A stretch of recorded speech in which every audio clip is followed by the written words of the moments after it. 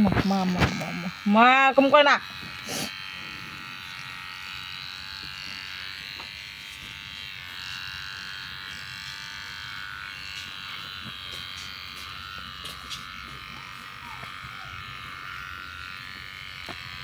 এই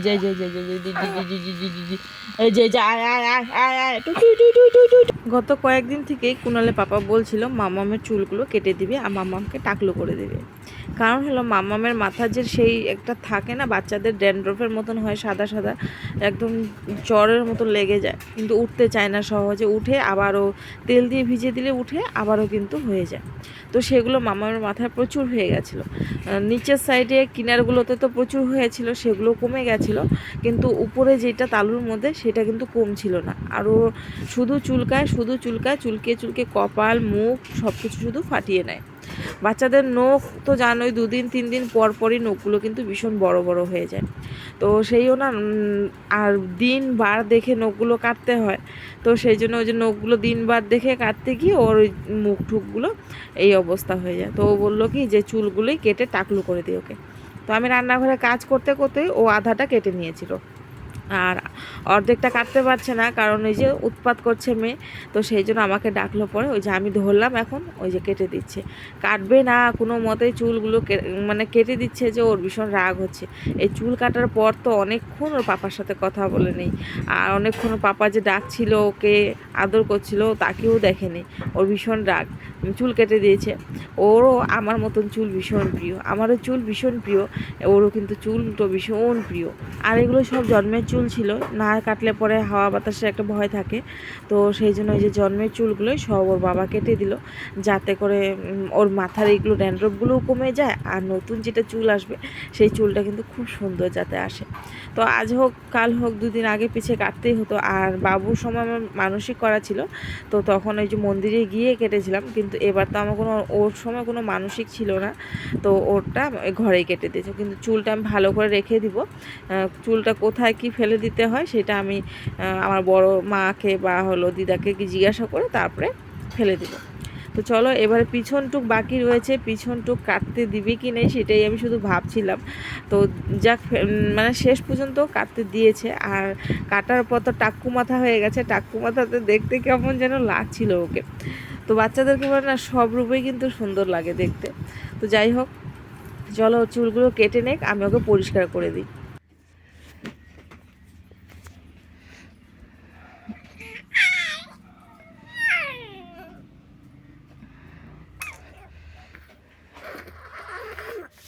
তো বন্ধুরা, সকালবেলা মামামের চুল কাটার পর থেকে আমি কোনো রকম ভিডিও শ্যুট করতে পারিনি, কারণ মোবাইল না প্রচণ্ড গরম হয়ে যাচ্ছিল।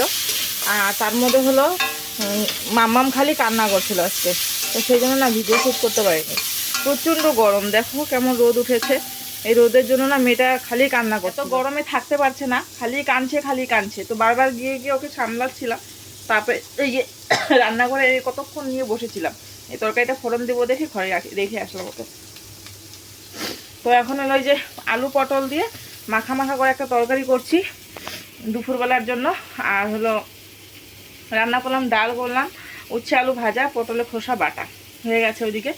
তো এইদিকে এই যে এই পটল আলু তরকারিটা হলে রান্নাটা শেষ। বাবুর জন্য বড়া ভাজবো, ভেজে ভাত দেবো ওকে। বাবুকে বললাম বুনুর কাছে থাক, এই বিছানায় রেখেছে, ওই বিছানায় তো থাকাই যায় না, এত গরম। তো চল তরকারিতে জল দিয়ে নি, মেয়েটা কাশছে। তো এই যে মাম্মা এখানে ঘুমিয়ে রয়েছে, আর আমি দিকে রান্না করছি।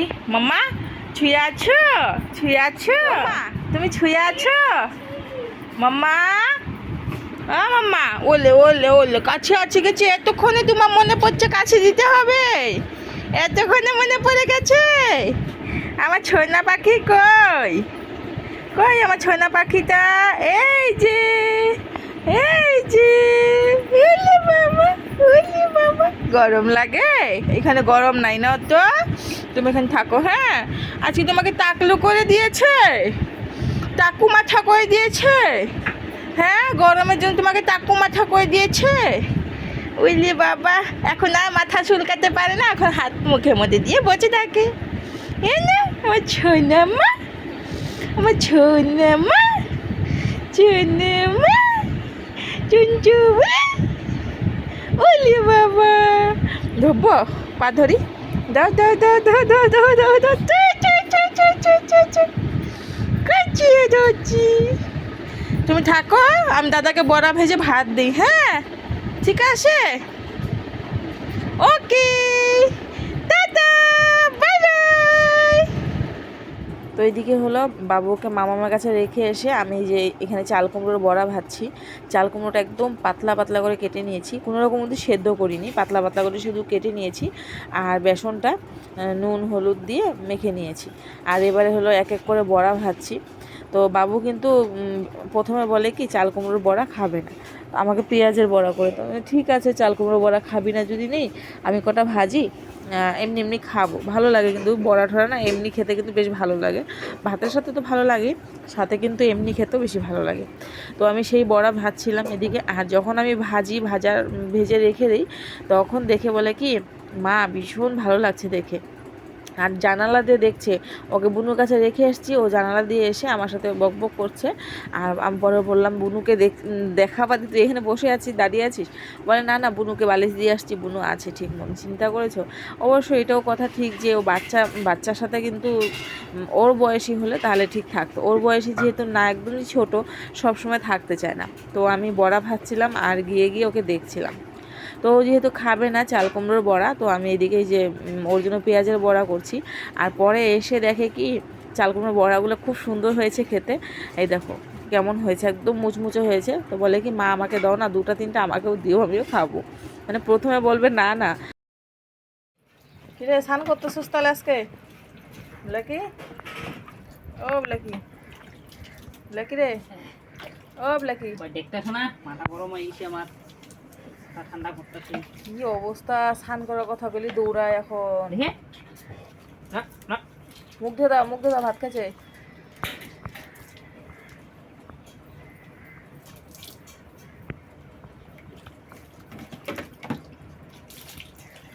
আরো লাগবে নাকি জল? শ্যাম্পু দাও নাই? হ্যাঁ দিছি ওগুলো কি জলের মধ্যে কি একটা ঝাঁকি মার, মার একটা ঝাঁকি মার, ঝাঁকি মার, ঝাঁকি মার, ঝাঁকি মার, মার কানের মধ্যে ফু দাও, ঝাঁকি মারবো। মার ঝাঁকি মার, মার ঝাঁকি মার, ঝাঁকি মার, আরেকটা ফু দাও কানের মধ্যে।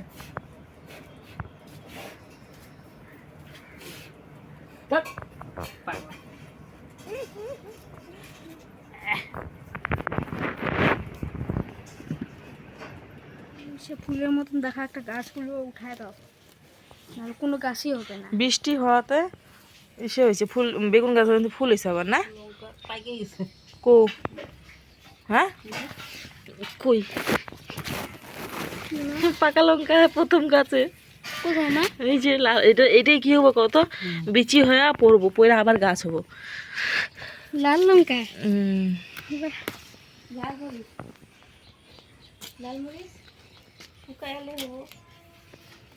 ও মা এটা এটা আমি নেই, হ্যাঁ ওই বেগুনটা আমি নেই। এদিকে হলো বেগুন গাছে মাটি দেওয়া হচ্ছে। মা এই বেগুনটা আমি নিলাম, হ্যাঁ। গাছ শুদ্ধ গিলা ফেলা, এটাও বড় হয়েছে, বেশ বড় হয়েছে। বৃষ্টি হয়তো না, আবার ফুল ধরেছে গাছগুলোতে, আবার বেগুন হবে, একদম সেই বেগুন হবে এবারও। ও মা হ্যাঁ এই এই যে এদিকে একটা আছে। না না, ওটা শেষ আর লাগবা, ওগুলো হয়নি, এই দুটো দিয়ে হয়ে যায়। আমাকে একটা চপ দিবা, ঠিক আছে? হ্যাঁ হবো। এই বেগুনগুলো একটু মোটা হলে পুরা খেতে ভালো লাগবে। ওই বৃষ্টি, ওই দিন যে বৃষ্টি হলো, ঝড় হলো, বৃষ্টি হলো, বেগুন গাছগুলো পুরো হেলে গেছিলো। আমি কোনো রকম মানে এই যে এত বড় বড় লাঠি দিয়ে দিয়ে ঠেকা দিয়ে দিয়ে রেখেছিলাম, ওই যে এখন হলো মাটি দিয়ে দিয়ে ও ঠিক করে দিচ্ছে।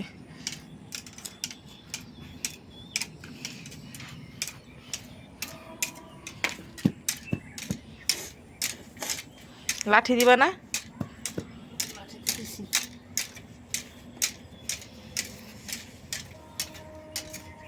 লাঠিটা বাইরে দিতে লাগবো। মা এগুলো কি ফলের গাছ, বহুত মারার চেষ্টা করলাম কিন্তু মারতে পারলাম না। কি দেখো এদিকে আসো, কি লাগে? এটা কি ফল দেখো তো, পেকে গেছে, কালা কালা হয়ে গেছে। ওই তো এইটাই তো দেখছিলাম কালকে আমি। এই যে এই ফলটা আছে না, এই গাছটা যে আছে, এই গাছটা না, এই যে কি কি ওই যে বাবাসির হয় না, বাবাসির আরো কি কি জানি বেমারে না এই ওষুধটা খাইলে বলে কমে। এই গাছটা ওষুধ পাতা ফুল সব কিছু কাজে লাগে। আবার এটা কাঁচা লঙ্কা হয়েছে, নিয়ে তো লাল লাল এই যে এটা লঙ্কাটা নিয়ে তো ওই যে মানে ইসে হয়ে গেছে, কালা হয়েছে, নিয়ে তো এই যে এটা এই যে লাঠির সামনে এই যে হ্যাঁ তোর হাতের সামনে বুঝছো, উপরে হ্যাঁ। অনেকগুলো বেগুন ছিল, দুটো মাত্র নিয়ে আসলাম, কারণ কি বড়া করবো ভাত দিয়ে খাওয়ার জন্য। মাম্মামকে ঘুম পাড়িয়ে দিয়ে গেছিলাম বাইরে, এসে দেখে উঠে গেছে, উঠে একলা একলা গল্প করছে। ও উঁচু করে দিছ মাউ, উঁচু করে দিচ্ছে আমার মাউ। না উঁচু করে নাই তো, উঁচু করে নাই তো। দাদা আপ্পাও দিয়ে আবার তোমাকে। হাই করলো। হাই। টাকু কই দিচ্ছি পাপা টাকলু করে দিচ্ছে তোমাকে। হ্যাঁ ভালো হচ্ছে, গরম লাগবে না এই না। তুমি না ঘুনু দিয়েছিলা, উঠে গেছো কেন? হ্যাঁ ও মা ঘুনু হয়ে গেছে। বলছো হ্যাঁ। তুমি দাদার সাথে খেলো, আমি ভাত বাড়ি। হ্যাঁ ঠিক আছে। টাকলু মাথা আর টাকলু মাথা। দুপুরবেলা আমরা খেতে বসছি, বাবা খেতে বসছি যখন, ওকে বাবু শুধু বলেছে টাকলু মাথা, কি কান্না, মুখ ভেটকিয়ে কান্না। জলটা খেয়ে নাও না, একদম স্পিডে খাও তাহলেই কমবে।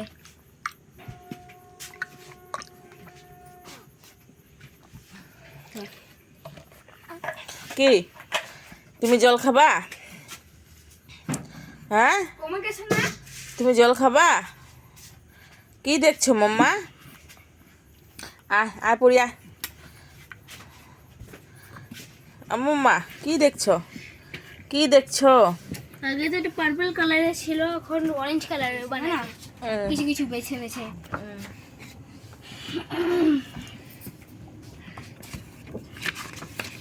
এটা তো কালকে পড়ছিস।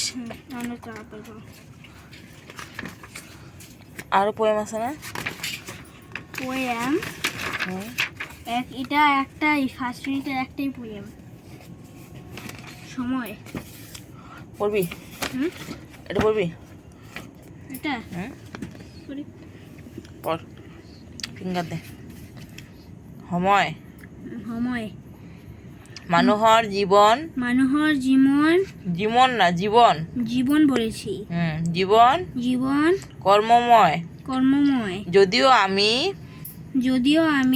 গোটেই দিনটো নানান কামত ব্যস্ত হৈ থাকো, তথাপি কিছুমান কাম আমি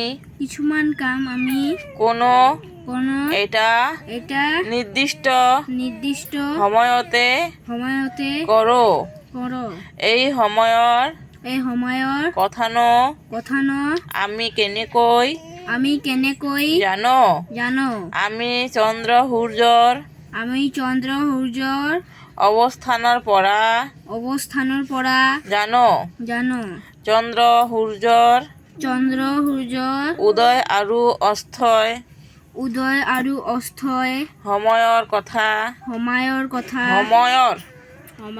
কৈ আছে। সময়ৰ বলছিস কথা আমাক জনাই দিয়ে। তো চলো বন্ধুরা, আজকে ব্লগটা এখানে শেষ করছি। কেমন লাগলো তোমাদের অবশ্যই তোমরা কমেন্টে জানিও, আর ভালো লাগলে লাইক কমেন্ট শেয়ার করে দিও। সবাই ভালো থেকো, সুস্থ থেকো। কাল আবার নতুন সকালে নতুন একটি ব্লগে আবারও তোমাদের সাথে দেখা হবে। আমার টুকটুকি বুড়ি কত রকম ভঙ্গি করছে, সেই ভঙ্গির সাথে সাথে আজকে ব্লগটা আমি এখানেই এন্ড করলাম। টাটা।